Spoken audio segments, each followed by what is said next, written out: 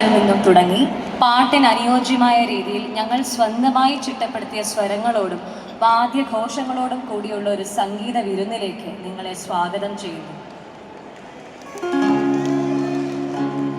കുട്ടികളെത്തിയ കുറ്റിക്കാട്ടിൽ പൊട്ടിവിടർന്നു പൊന്നോണം.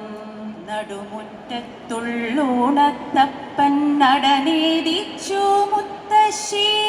മിഴിയുടെ മാതാവേകിയ മഷി കൊണ്ടെഴുതി കറുകപ്പൂ ചൂടി.